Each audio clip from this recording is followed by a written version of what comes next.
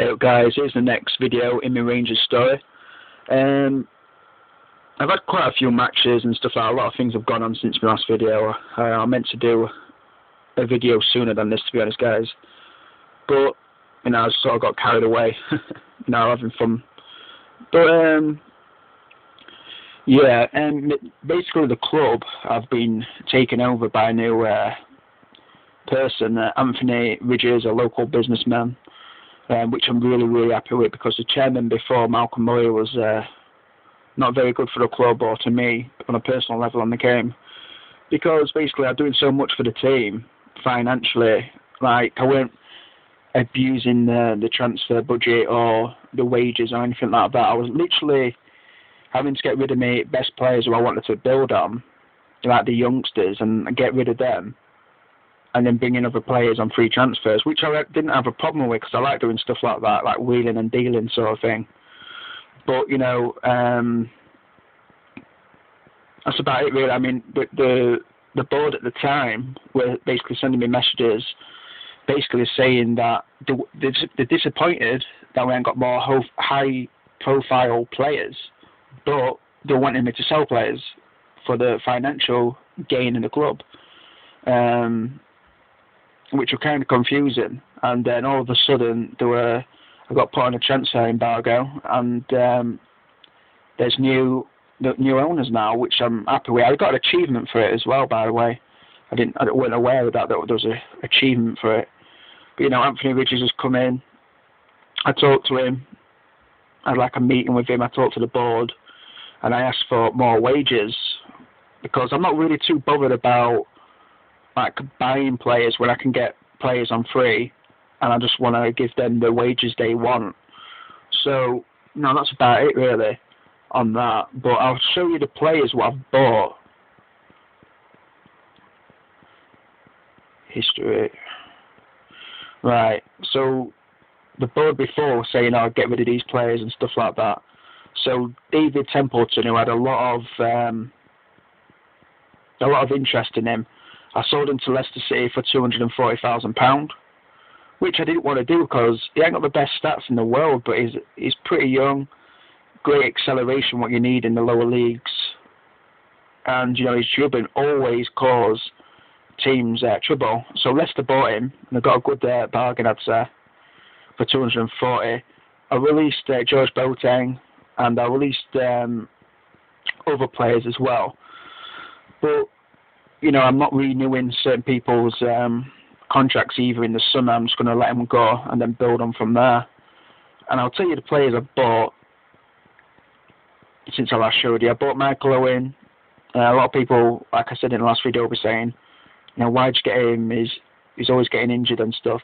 But I sort of made it a personal goal of mine, so to speak, to get the best out of him. As a manager on Football Manager, you want to give yourself little personal challenges, because it makes the game more real and more fun as well. So I've done that, bought him, and I'll show you his form. 22 games, 15 goals, 6 assists, and 4 man of the matches, with an overall rating or average rating of 7.51, which is really, really good. Got Simon Davis. I will be getting rid of him. I won't renew his contract in April? Yeah, in April. I'm just going to let him go because he keeps on getting injured, and his stamina is terrible. He always needs to be taken off, and he makes stupid mistakes. But no, I'm actually pleased to have got him, to be honest, but not anymore. Got Brad Jones, great goalkeeper. When I got him, his stats were like a lot more worse than they are now. But when you've got like a player in a team and they're not playing regular football, obviously you either put them into the reserves when they're not playing in the first team to give them like football and that. But it's sort of similar to like an injured player. If they're not getting first team football, the stats diminish over time.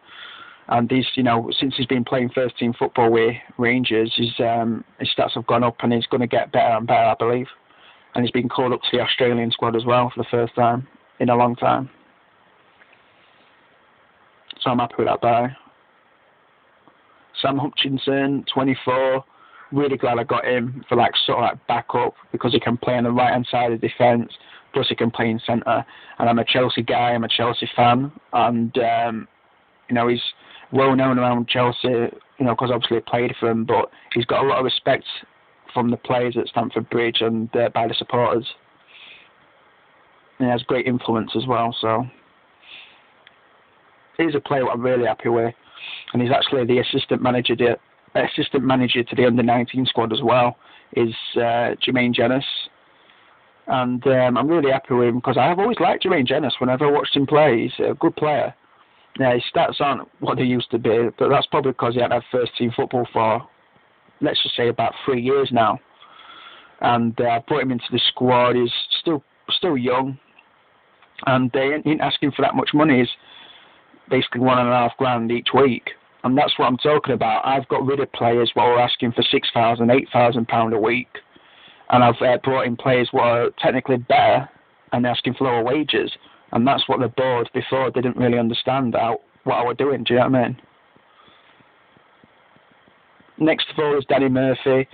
He's the manager of the reserve squad as well. That's what he wanted in the contract. So did Jermaine Jenas, because he wanted to be the assistant manager to the under-9 squad. And that's what they wanted when I approached them. So, you know, they got what I wanted. Danny Murphy, I've always admired his playing ability, his passing, in basically ruling a midfield for any team he played. I used to love watching him play for Liverpool and Fulham, and the team he plays for at the moment in real life is Blackburn Rovers. So I wish him all the best. Yeah, great player, and I'm happy I've got him into the team. And next of all is Ryan Nelson. A lot of people's videos I've been watching over that last month or something. I've been watching the videos on YouTube. They brought him into their squad, or used him as a backup or whatever, because he's a great player, Ryan Nelson. When he used to play for Blackburn Rovers. Yeah, Blackburn Rovers, always a great player. I used to love watching him play for them. So he's just a player you want in your team, influence. He used to be a captain for his national team as well.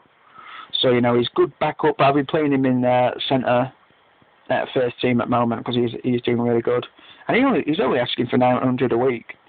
So, And plus I'm bringing in more players in the summer, some youngsters, which I'll show in another video when it's after the season's finished. I'll show them. But I wanted to show you something else as well. Alright, news. And if I can get this player, I'll be very, very, very happy, guys. I've approached the one and only David Beckham, and I've offered him a wage of like £4,000 plus a week. I think it's like $4,500 that I've offered him, and he's accepted it. He's like, well, not accepted it, but he's agreed to see what happens, sort of thing. So he's thinking on that at the moment.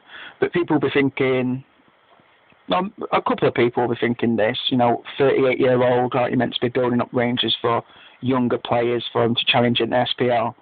Well, personally, I still think David Beckham is a great player in real life as well. I actually think he could play in the Premier League still as well. He's never possessed like being the quickness and stuff like that. He's like sort of slowish, but what he offers with the passing, the free kicks, the influence on the pitch, just his presence is you can't put a price on that. I was gutted when he went named in the Olympic squad for Great Britain. I was furious, to be honest, because I thought like Stuart Pearce teased him in a way. And David Beckham done a lot for England in the Olympic bid as well, so I thought he deserved a place in the Great Britain squad. And I'd have him in the Chelsea team even now. I just think he's that much of a good player. So if I can get David Beckham, I'll be very happy. But it's not just for on the pitch; it's for the merchandise and the fans buying the shirts with his name on and stuff like that. It will make the club a lot of money. So if I can do that, I'm going to be just over the moon with it. So hopefully that works out. I'm going to show you the league table. Yeah, I've actually won the league. I played 33 so far, won 24, drawn 7, lost 2. 79 points. Fixtures.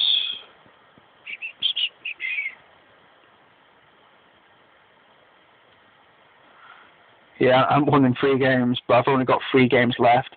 I've just been experimenting with the team and stuff like that. Just been seeing how it goes. So my next video, I'm going to be doing the last game of the season. I'll do a live match with that. Yeah, and see how that goes. So thanks for watching my videos over the last month or so, guys. I really appreciate all the feedback and all my subscribers. There's just like a lot of cool people on YouTube who like Football Manager. So yeah, look out for my next video. Please leave a comment on this one and tell me what you think. Yeah, and let me know what you think about the David Beckham signing, if I can get him. And if you can, write your experiences with like boards you've had, or like owners of clubs what you've had, if you didn't like them or if you liked them, or stuff like that. So yeah, I'd really like to hear your stories. So see you later, guys.